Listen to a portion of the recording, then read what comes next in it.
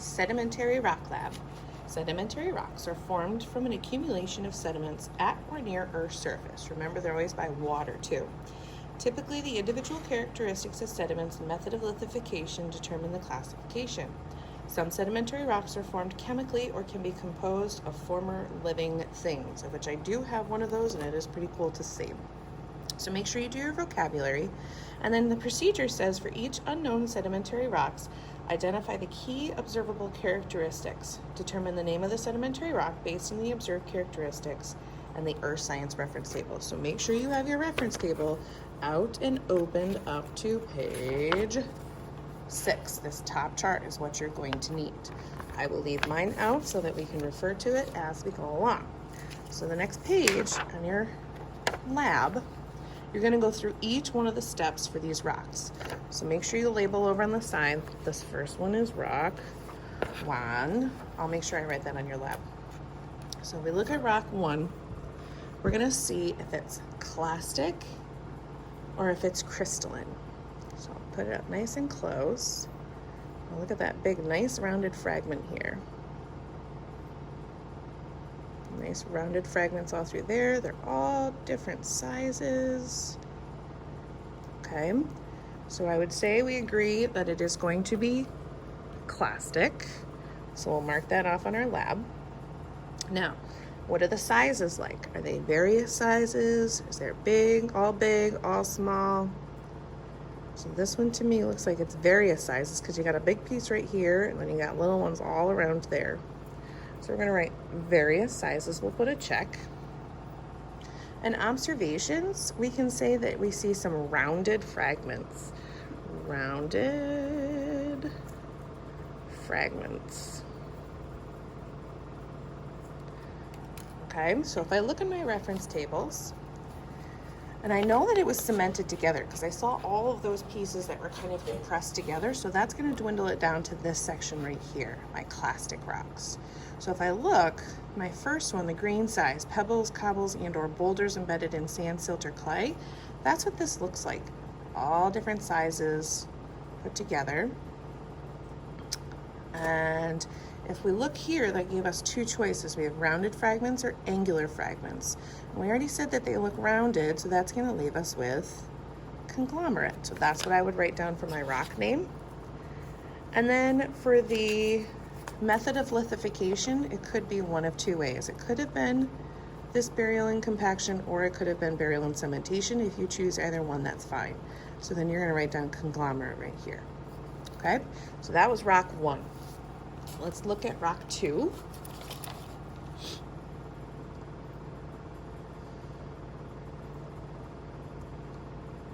Those look like angular fragments. All different sizes. So those should be keys right there of what this could be. Angular and all different sizes. So this is rock number 2. Then we have rock number 3. These ones all look around the same size. And if you look very closely, they almost look like sand piece size.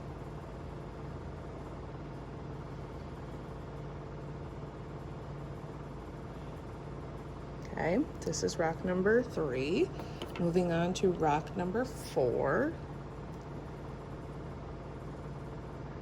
Pieces are so tiny you can't really see them. In fact, they look like the smallest pieces possible.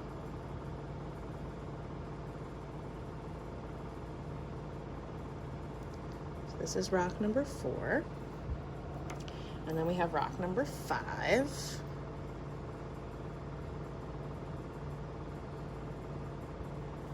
This one is going to be a little different. This one's going to be made of something different. That should give you clues. Okay, look at the color too. You can look at the map symbols and that might give this away. So that's 5. And then we have 6. This is the cool one I was telling you about. Kind of looks like Rice Krispie treats. Those are not Rice Krispies in there. They look like little shells. These are little shells all broken up in here. All cemented together pieces of shells. See right there, you can see the little ripples of a shell. Oh, excuse me. And we have 6. Oh, excuse me. So that should have some kind of cleavage that looks very familiar to you from a certain mineral.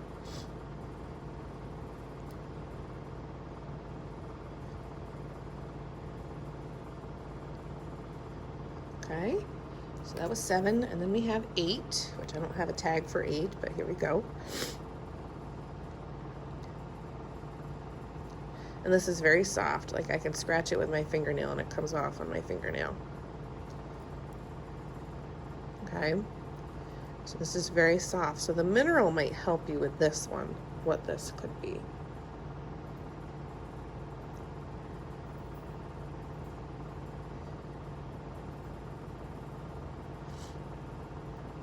Okay, so that was mineral 8. Make sure you're using your reference tables. Make sure you're using this top chunk right here.